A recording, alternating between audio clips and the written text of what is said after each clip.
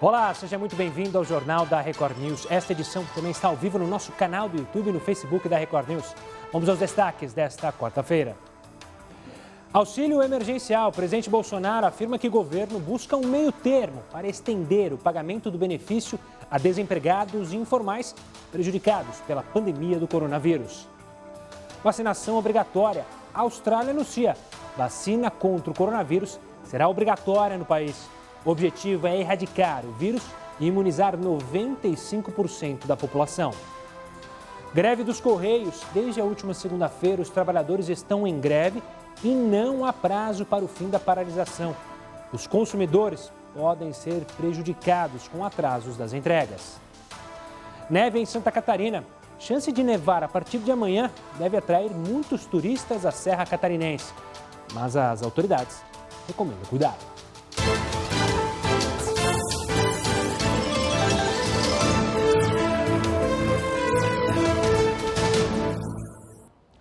O presidente Jair Bolsonaro afirmou que o governo busca um meio termo para estender o pagamento do auxílio emergencial a desempregados e informais prejudicados pela pandemia do coronavírus. De acordo com o presidente, o pagamento dos R$ 600 por mais tempo pesa muito para a União. Ele ainda explicou que não é dinheiro do povo porque não está guardado. É endividamento e dívidas grandes fazem o país perdendo a credibilidade para o futuro. O valor mínimo analisado é de R$ 200. A ideia é prorrogar esse auxílio até o fim do ano. A vacina contra o coronavírus será obrigatória na Austrália. A imunização deve ser feita assim que a vacina for descoberta. O primeiro-ministro da Austrália, Scott Morrison, avisou que o país vai tornar obrigatória a vacina contra a Covid-19. A ideia do governo australiano é erradicar o vírus e imunizar 95% da população. Apesar da obrigatoriedade, Morrison afirmou que podem haver exceções, caso ocorra recomendações médicas. O país fechou um acordo para obter aquela vacina que está sendo desenvolvida pelo grupo farmacêutico sueco-britânico AstraZeneca, em parceria com a Universidade de Oxford, no Reino Unido. Ela é uma das mais avançadas em fases de testes. De acordo com o primeiro-ministro, assim que for autorizada, 25 milhões de australianos devem receber o imunizante gratuitamente. O governo afirmou ainda que não vai medir esforços para que o país volte à normalidade o mais rápido possível, mas deixou claro que a vacinação não deve acontecer este ano. Até agora, a Austrália tem mais de 450 mortes e quase 24 mil pessoas infectadas pelo coronavírus. A população australiana já convive com algumas exigências relacionadas a vacinas. Antes de entrarem na escola, as crianças precisam ser vacinadas contra doenças como pólio ou tétano. Mas mesmo assim, existe um movimento forte anti-vacina no país. Após o anúncio do governo, muitas pessoas alegaram que a obrigação atenta contra a liberdade pessoal. Morrison destacou que existem muitas coisas em jogo para permitir que a doença continue sendo propagada. Olha só, a pandemia tem trazido diversos sentimentos para as pessoas. As crianças, por exemplo, apresentaram alterações de comportamento, o que mostra um levantamento feito pela Sociedade Brasileira de Pediatria em conjunto com a Federação das Sociedades de Ginecologia e Obstetricia. De acordo com 75% dos médicos que participaram da pesquisa, as crianças estão apresentando oscilações de humor, ansiedade, depressão e até agressividade. Casos de insônia, muita agitação e irritação também foram relatados. Várias hipóteses podem explicar as mudanças de comportamento. A principal delas é a falta de uma rotina, como idas à escola, interação, socialização com outras crianças. O levantamento foi realizado por meio de um questionário online e ouviu 1.525 profissionais de todo o país. 951 são pediatras e 574 são ginecologistas. E a reabertura das academias continua cercada por uma série de cuidados. Regras rígidas evitam aglomerações e buscam garantir o bem-estar de alunos e professores. No tatame, a regra de ouro é a prevenção. Antes das aulas, todo o ambiente é sanitizado. Os alunos, logo que chegam, passam por uma rigorosa barreira sanitária. Os pés devem ser lavados. Os calçados são imediatamente substituídos. Para finalizar, tem a aferição da temperatura e o álcool nas mãos. É importante que ninguém esteja vindo se estiver sentindo alguma coisa. E a gente aqui já se conhece, então está todo mundo tendo contato ali online mesmo. E se quando tem alguém doente, já não vem para o treino. A lotação é limitada em 60% da capacidade normal. E, por enquanto, nada de contato físico nas aulas do jiu-jitsu. Os atletas são mantidos à distância em atividades individuais. O protocolo rigoroso segue as principais tendências do mundo do esporte. O mais difícil para levar isso para o atleta é entender que nesse momento é um momento de paciência, né? Que a gente tem que ter o distanciamento. Então a gente fez esse protocolo, pelo menos nos 15 primeiros dias, nós vamos trabalhar individualmente. O gabinete de crise continua monitorando diariamente os casos de Covid-19 em campos. As academias ainda devem manter as portas fechadas aos domingos. A permanência de alunos portadores de doenças crônicas ou maiores de 60 anos está proibida. Para garantir o distanciamento social, muitos equipamentos encontram-se assim, completamente isolados. Todas as exigências estão no plano de retomada das atividades econômicas e sociais. A Larissa voltou aos programas físicos atenta a evitar qualquer risco de aglomeração. Eu tentei um horário estratégico, imaginei que esse horário fosse mais tranquilo e por isso que eu vim esse horário. Eu estou retornando hoje à academia. Mas para minha surpresa, eu cheguei aqui, está tudo muito tranquilo, está respeitando os protocolos de higienização, os protocolos de distanciamento, então estou me sentindo bem segura. Já as aulas coletivas em ambientes fechados estão suspensas. Os aparelhos de ar-condicionado devem ser mantidos desligados em tempo integral. Os estabelecimentos ficaram fechados durante quase 4 meses e meio. Responsabilidade e bem-estar marcam a busca na formação de novos atletas. A academia, ela é saúde. E nesse momento, o que a gente mais precisa é a saúde mental e a saúde física num todo. É muito seguro hoje você treinar na academia que te traga toda a responsabilidade e conforto e com todas as normas sendo cumpridas. Estabelecimentos comerciais tiveram ampliação do horário de funcionamento em cidades que estão na fase amarela do plano de flexibilização da quarentena aqui em São Paulo.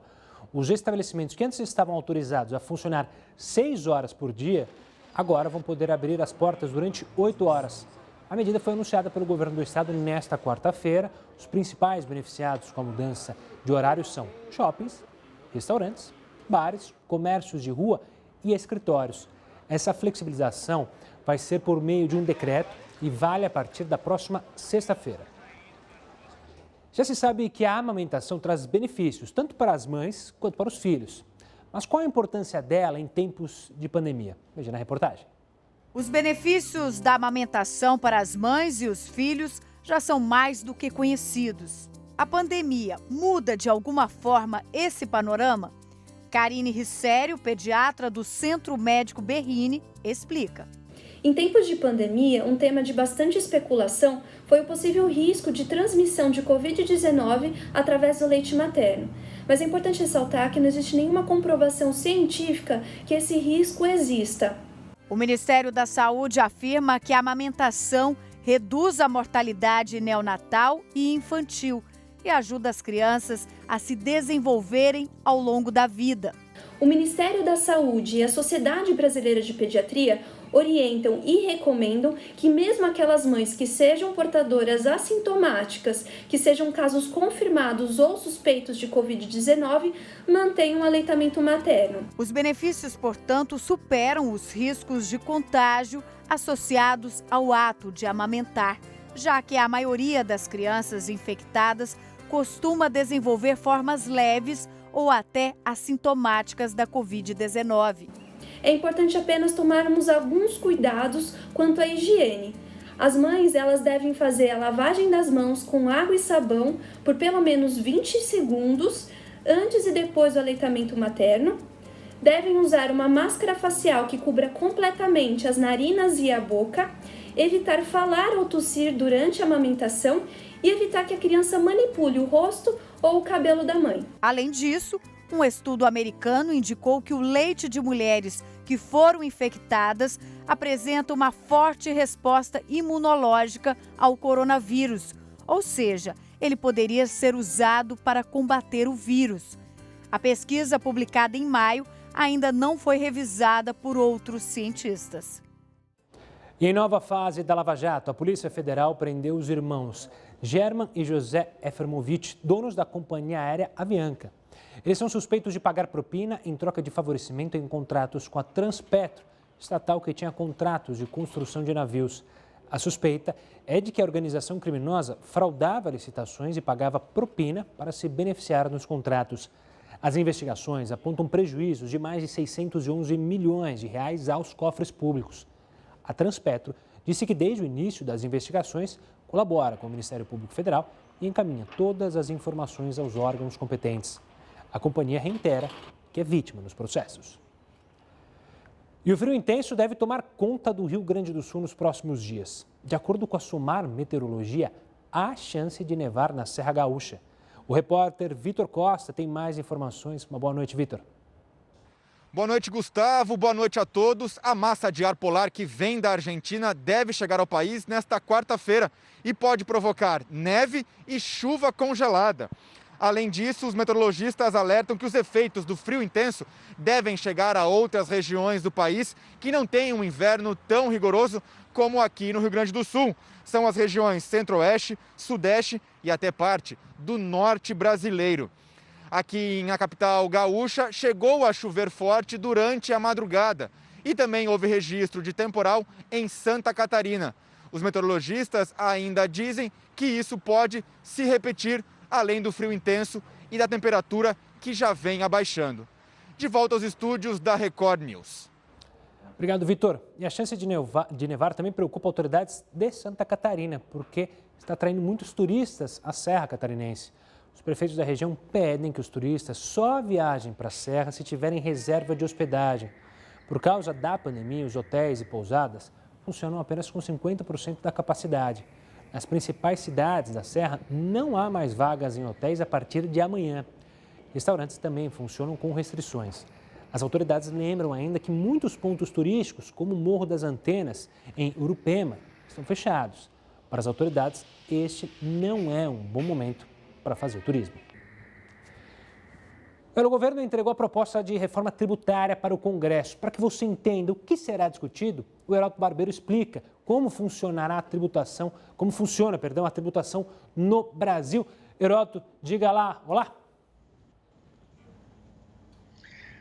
Olá, Gustavo. Vamos falar um pouquinho da nossa reforma tributária. Ela está lá morgando no Congresso Nacional. Por que não avança? Porque os governadores não deixam. Os governadores acham o seguinte, acham que a reforma tributária vai tirar o faturamento de um estado e passar para outro estado da federação, coisa que absolutamente não procede. Mas sabe como é que é? Às vezes a cabecinha é curta. Mesma coisa os prefeitos. Agora você dizer, bom, então pera um pouquinho. Para fazer a reforma tributária, a primeira coisa que nós temos que identificar é o seguinte, o que é que paga o imposto no país? O que é que a gente compra, o que é que a gente faz que a gente paga imposto? Vamos dar uma olhadinha então aí, ó, para a gente poder entender um pouquinho a reforma. Onde é que é cobrado o imposto? Ele é cobrado em cima da propriedade, porque eu tenho, sei lá, por exemplo, eu tenho uma casa, eu pago o IPTU, é o imposto. A renda, principalmente imposto de renda, e o consumo de uma maneira geral. A folha de salário geralmente não é considerado imposto, porque ela financia a Previdência Social. Então o imposto é cobrado em cima da propriedade, da renda, seja ela qual for, e do consumo de uma maneira geral.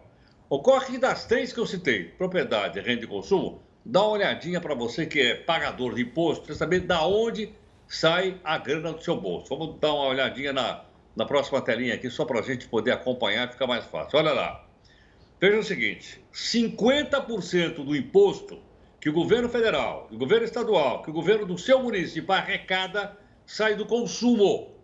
50% sai do consumo. Agora vamos comparar com outros países do mundo. Eu coloquei só 3 aí. Estados Unidos, Japão e Alemanha. Lá, só 20% do imposto sai do consumo. Consequentemente, se eu compro um produto no Brasil, ele fica muito mais caro do que o mesmo produto comprado nos Estados Unidos, no Japão e na Alemanha, porque aqui eu pago 50% na hora de comprar o produto. Lá eles só pagam 20%. Olha, aqueles 3 países que eu coloquei ali são 3 países ricos. Quer um exemplo? Vamos virar a telinha só para você ter uma ideia. Não é? Olha só. A tributação no Brasil, imposto sobre serviço de maneira geral. 12% que é a proposta do governo para serviços em geral. Né? Isso aí está na área do consumo. Está na área do consumo, serviço em geral é consumo. Na Alemanha eles pagam 12%. E eu coloquei alguém que cobra tanto quanto nós, que é a Índia. Mas faz uma comparação entre o Brasil e a Índia, como é que fica.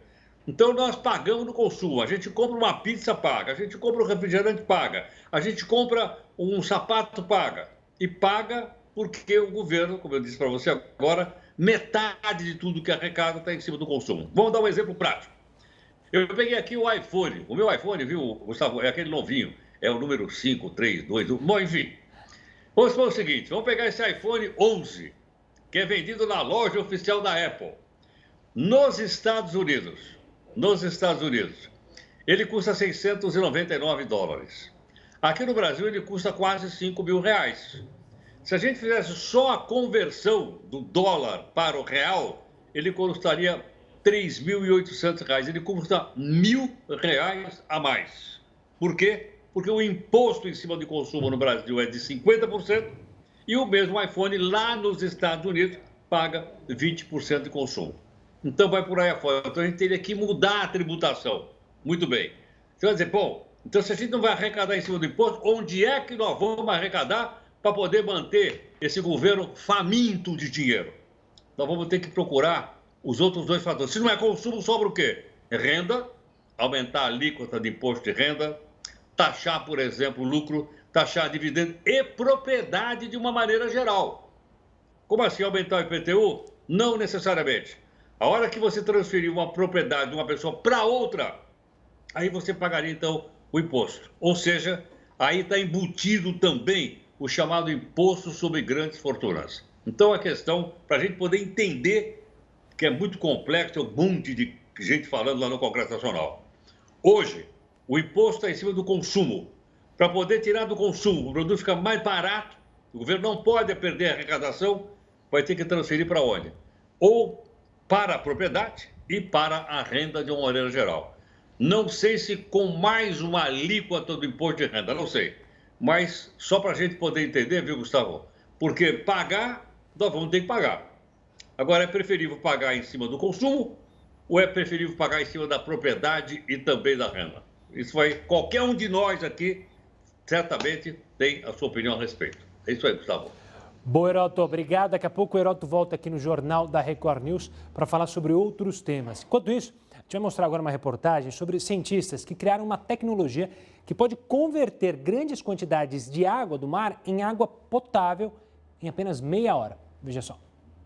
A nova tecnologia foi desenvolvida por pesquisadores da Universidade de Monash, na Austrália, e utiliza apenas a luz solar para purificar a água. O filtro consegue gerar centenas de litros de água potável por dia para fornecer a milhões de pessoas em todo o mundo. Além disso, esse processo tem um baixo custo e é energeticamente mais eficiente e sustentável do que as práticas de dessalinização atuais. Uma grande dúvida é se esse método pode causar riscos à saúde. Alguns mecanismos de retirada de sal da água têm uma série de desvantagens, mas por conta do baixo consumo de energia e por não utilizar produtos químicos durante o processo, os cientistas afirmam que essa nova tecnologia é confiável. Eles explicaram ainda que a tecnologia pode ser integrada aos sistemas aquáticos com riscos mínimos para a saúde,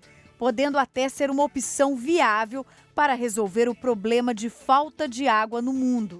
Os pesquisadores disseram que em apenas 30 minutos conseguiram atingir o nível de qualidade da água que é exigido pela Organização Mundial de Saúde. O novo material precisa de mais pesquisas e desenvolvimento, por isso ainda há um longo caminho a percorrer para que ele seja fabricado em larga escala e se torne acessível à população. Nem todos os exercícios físicos podem ser readaptados para se fazer em casa. Virou uma moda, né, treinar em casa. É o caso do remo. Para driblar esta fase delicada, os atletas estão tentando seguir um ritmo de treino diferente.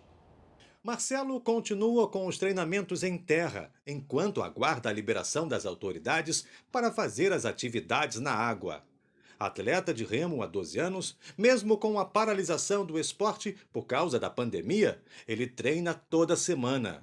E conseguiu com a ONG Rema Campos um ergômetro, aparelho que simula remadas como se estivesse num barco, e assim se mantém ativo. O benefício desse aparelho para o atleta, né? Ele é o condicionamento físico, né? Que o atleta precisa ter para participar de uma competição estadual, municipal e até internacional, e também qualidade de vida, porque hoje todas as clínicas, né, de reabilitação, academias de crossfit, todos esses clubes têm agora esse simulador de remo.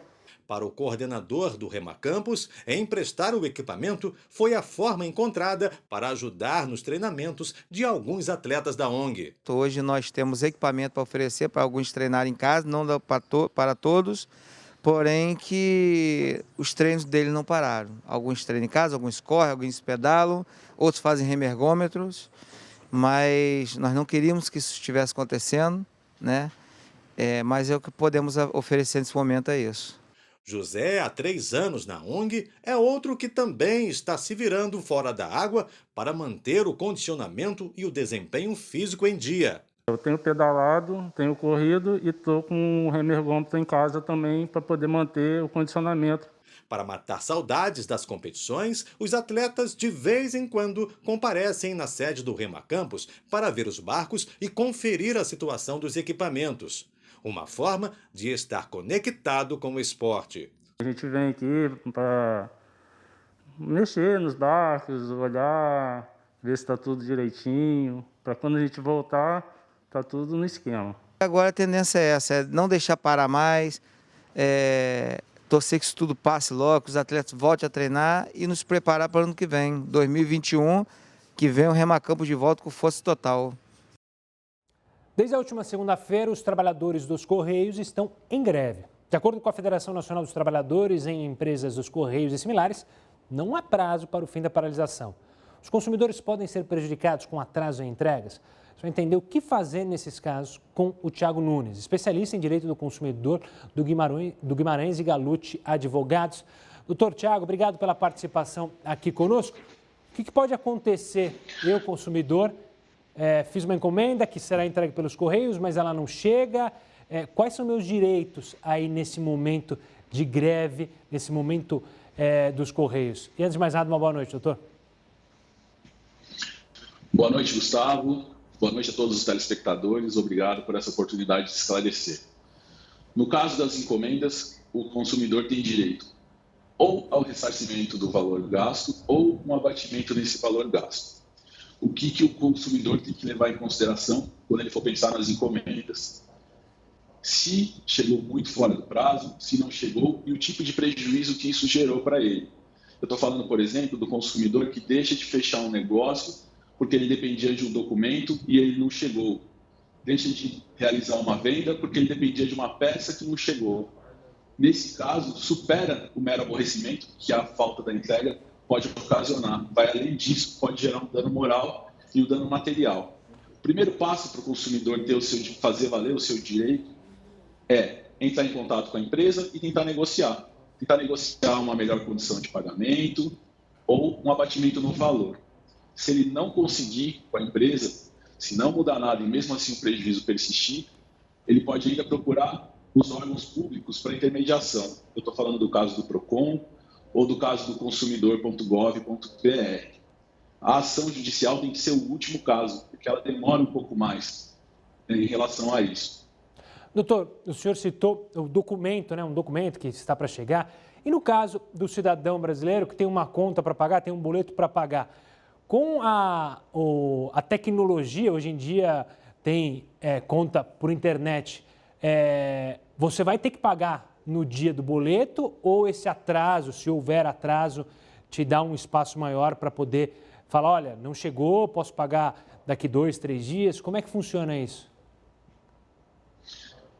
É uma ótima oportunidade que você está me dando de esclarecer isso para todos. No caso dessas contas, em que o consumidor sabe que tem que pagar, eu estou falando daquelas contas de rotina, como, por exemplo, a conta de água, conta de luz, conta de telefone, ou alguma prestação que ele fez, por exemplo, no cartão de crédito, o consumidor tem o dever de entrar em contato com a fornecedora de serviço para pedir uma segunda via da conta. A prestadora, por outro lado, tem que fornecer essa segunda via, seja através de um código de barras por telefone, seja através, como você falou, da internet, um aplicativo de mensagem, um e-mail, ou ainda disponibilizar um ponto para que ele possa pagar essa conta. O consumidor tem que levar em conta também que ele tem que fazer isso antes do vencimento. Por quê? Qual que é o entendimento? O entendimento é que ele já tem conhecimento dessa dívida, então ele sabe que vai ter que pagar e ele não pode se fazer valer das greves do correio para não cumprir. Fazendo o agendamento antes, ele não vai ter nenhum prejuízo. Agora, se ele não pagar, ele pode ser obrigado a pagar encargos e corre o risco até de ter o serviço cortado. Doutor Tiago, obrigado pela participação aqui conosco e fica o aviso para você que tem contas a pagar, não espere o boleto chegar, faça como o doutor Tiago explicou, para não ser surpreendido com juros e com problemas mais para frente. O decano do Supremo Tribunal Federal, o ministro Celso de Mello, se licenciou do trabalho para tratar da saúde. Você vai ter mais informações sobre o estado dele no próximo bloco. Continue conosco.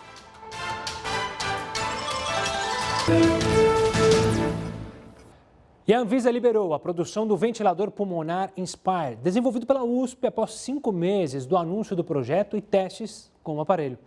O respirador de uso emergencial pode ser produzido em até 2 horas e é 15 vezes mais barato do que os aparelhos disponíveis já no mercado. Agora, com a liberação, a equipe vai se concentrar na fabricação de 1.000 unidades junto ao Centro Tecnológico da Marinha. E a gente chama mais uma vez o Heródoto Barbeiro aqui, no Jornal da Record News, para falar sobre uma polêmica que estava meio deixada de lado, mas está voltando à tona, não é mesmo, HB? E a culpada, entre aspas, pela polêmica, está justamente nas suas mãos, né, Heródoto? Ô, Gustavo, eu queria mostrar isso aqui, ó. Isso aqui é uma jabuticaba? É uma jabuticaba. Exatamente, sabe por quê? Porque jabuticaba só tem no Brasil. Essa tomada aqui, que é a nossa querida tomadinha de 3 pinos, Gustavo, tem em 2 países do mundo. No Brasil, e sabe onde mais? Na África do Sul. Nenhum outro país do mundo tem essa bendita tomadinha de 3 pinos. O que acontece?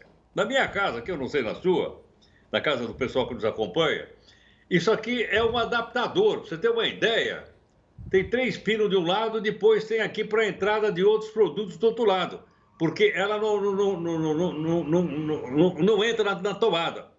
Então, eu acho que todo mundo tem que comprar o adaptador e colocar o adaptador para poder pôr na tomada de 3 pinos. Por que eu estou chamando a atenção agora? Não só porque isso aqui é uma jabuticaba mesmo, só tem no Brasil, na África do Sul não tem jabuticaba, mas tem tomada igual a essa aqui, porque agora o governo cogita o seguinte: liberar a tomadinha de 3 pinos. Ou seja, porque a gente não vai querer também dizer, pera um pouquinho. Vocês vão querer voltar para a tomada de 2 pinos de novo? O que eu vou fazer com a minha tomada de 3 pinos? Que eu já comprei aqui.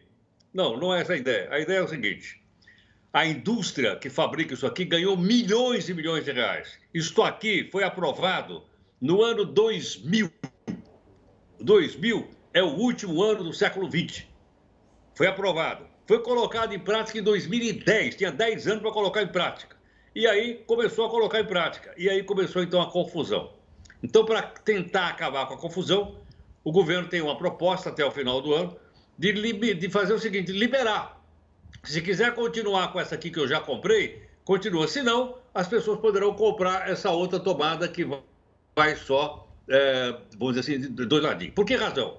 Porque nenhum país do mundo, outro país do mundo, eu conheço alguns deles, nenhum tem uma tomada dessa. Aliás, essa tomada de 3 pinos, Gustavo, é uma coisa maravilhosa.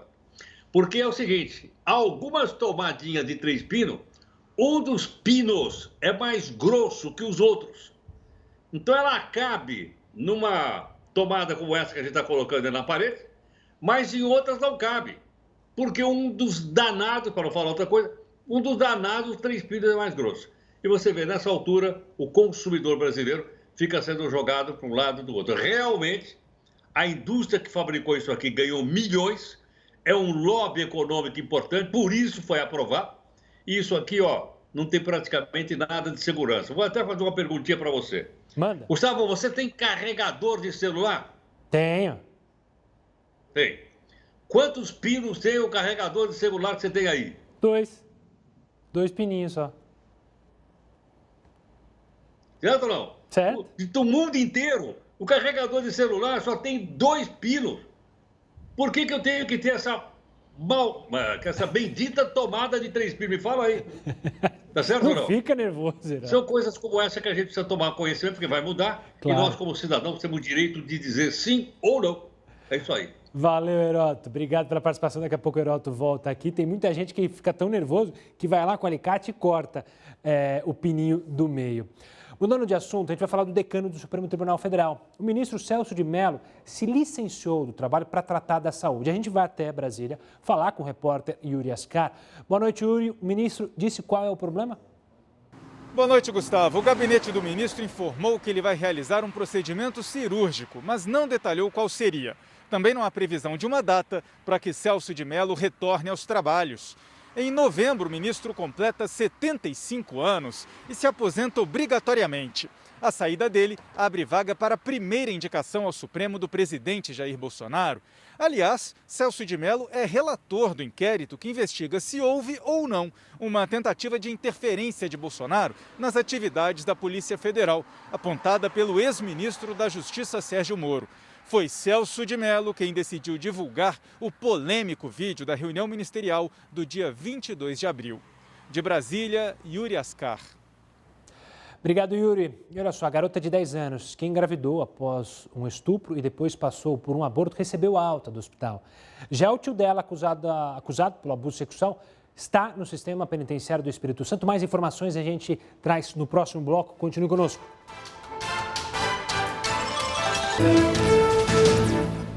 Já estamos de volta para falar sobre economia. O país começa a dar sinais de recuperação econômica. Um deles é o recorde registrado pelo Porto de Santos em julho. O Heródoto tem mais detalhes sobre essas informações. Diga lá, professor. Exatamente, Gustavo. O Porto de Santos, como você sabe, é o maior do Brasil, é o maior da América do Sul e é o maior da América Latina. Por isso a importância desse porto aí. Bom, está tendo recuperação? Tá. Na visão dos 3 economistas, tem 3 caminhos para essa recuperação que eu vou mostrar agora. Aquelas 3 letrinhas que eu estou chamando a sua atenção. Ou a recuperação em U, ou seja, caiu, bateu, leva um tempão para recuperar. A segunda oportunidade é essa letra W, caiu, subiu, e fica nesse sobe e desce.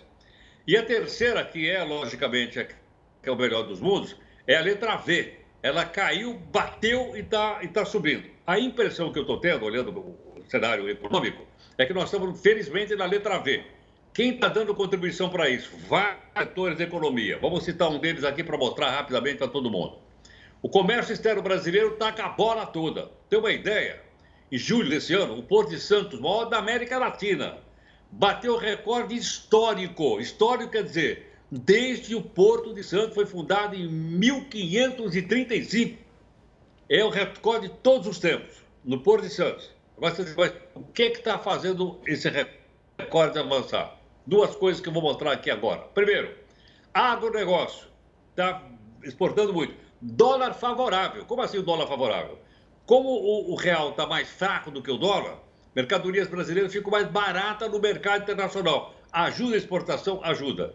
Então, agronegócio e dólar favorável, eles estão ajudando bastante. Quais são, então, aí os campeões da exportação? São 2 deles aí, ó. Um deles é o açúcar, né, que a gente tá vendendo bastante, e o outro é a soja, que a gente está vendendo bastante também. É claro que ainda não é produto industrializado, ainda que, com o dólar mais barato, certamente os produtos industriais brasileiros ficam mais em conta. Então fica aí essa constatação, porque, como eu disse, isso faz parte da recuperação econômica, que, na minha opinião, está ocorrendo na forma de V. Espero que isso se concretize, viu, Gustavo? Na suína do ministro Paulo Guedes. O Heródoto volta amanhã conosco. Um forte abraço. A gente se encontra amanhã aqui no Jornal da Record News. Heródoto. Agora a gente fala da garota de 10 anos que engravidou após um estupro e depois passou por um aborto. Ela recebeu alta do hospital. Já o tio dela, acusado pelo abuso sexual, está no sistema penitenciário do Espírito Santo. De acordo com os médicos, a menina já estava em condições de voltar para casa desde o começo da semana, mas a saída foi mantida em segredo para garantir a segurança da criança. O local para onde ela foi não será revelado. No Espírito Santo, policiais ouviram o tio acusado de estuprar a garota durante 4 anos. Ele segue preso em um complexo para autores de crimes sexuais. O prefeito de São Paulo descartou o retorno às aulas em setembro. As escolas particulares informaram que pretendem entrar na justiça contra a decisão do prefeito. Mas como fica o mais importante? Os alunos no meio dessa briga. É o que você vai entender daqui a pouco.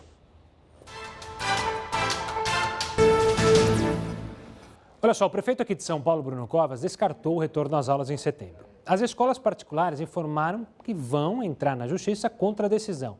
Mas como fica a situação dos alunos no meio dessa briga? Este será um ano letivo perdido? Quem vai explicar para a gente é Cláudia Raito, gerente da assessoria pedagógica do SAI Digital. Cláudia, obrigado pela participação aqui conosco. É uma situação complexa, né? Por um lado, a preocupação com a saúde dessas crianças, mas, por outro, também a preocupação com a saúde financeira das escolas privadas. Ou seja, é um imbróglio muito complexo. Como você analisa a situação dos alunos em meio a todas essas polêmicas? Bom, primeiramente, boa noite, Gustavo. Muito obrigada aí pelo espaço. Boa noite a todos, né? Você usou a palavra correta, é um grande imbróglio, né? Porque temos vários problemas envolvidos, né? Temos aí, como você disse, as escolas particulares que estão preparadas, que fizeram investimento para receber seus alunos de volta, com todo o protocolo necessário, né? Por outro lado, tem a insegurança tanto de professores e como das famílias. E tudo isso é muito genuíno. Todos os lados têm o certo e o talvez certo duvidoso, né? Agora, com relação aos alunos, eu acredito, se fala muito de um ano perdido, eu não acho que seja um ano perdido, não. Eu acho que é um ano de muito aprendizado, mesmo com a preocupação do aprendizado acadêmico, ele ocorreu de alguma forma. Alguns tiveram mais acesso, outros menos. Eu posso avaliar aqui pelo nosso trabalho no site digital o depoimento de alunos de escolas, as videoaulas que nós conseguimos oferecer, não só para a nossa rede, mas deixamos aberta, disponibilizamos para todos que precisavam desse acesso. Então, eu acredito muito de que houve sim a possibilidade de um aprendizado, mas eu acho que de tudo isso, o que deve ser trabalhado com essas crianças, com os jovens, é um momento que nós estamos vivendo de aprender a ter mais cuidado com a nossa saúde, com a nossa vida, valorizar as relações com a família, a escola. É um momento muito difícil, não tem uma resposta aí de certo ou errado, não dependeu de uma escolha de ninguém, né? Estamos vivendo aí um momento que nos foi imposto. Então, acho que o que vem pela frente, a gente ainda não sabe o que é. E é isso que a gente está aí esperando para ver como vai acontecer, mas eu acredito que muito aprendizado ocorreu sim. E no retorno, o mais importante é o acolhimento, é cuidar da saúde emocional dos nossos alunos. Tá certíssima, Cláudia, eu quero agradecer demais pela sua participação, pela sua análise do momento. E é claro, como a gente não tem a previsibilidade do que vai acontecer, o melhor agora é não ter pressa para adiantar algo, para não fazer nada, não pôr o boi na frente do carro. Obrigado pela participação, Cláudia. A gente, claro, vai continuar acompanhando essas movimentações escolares, tanto aqui em São Paulo, no estado e nos demais estados. Agora a gente fala sobre uma foto que viralizou na internet de um entregador que trabalha com a filha na garupa. Ele recebeu doações depois dessa viralização e foi chamado para fazer uma entrevista de emprego em Belém. O paraense Alessandro Magno, que você está vendo aí, de 25 anos, está desempregado há 5 meses. Sem ter com quem deixar a filha de apenas 4 aninhos, ele precisava levar a menina nas entregas. Essa foi a alternativa encontrada por ele para garantir o sustento dela e a segurança, para não deixar a menina sozinha. A gente torce aí para tantos trabalhadores que estão em situações complicadas, trabalhadores e trabalhadoras, para não desistirem. E claro, uma hora a maré muda. O Jornal da Record News fica por aqui. Tenha uma ótima noite, mas continue muito bem informado agora com mais uma edição do Jornal da Record. Até!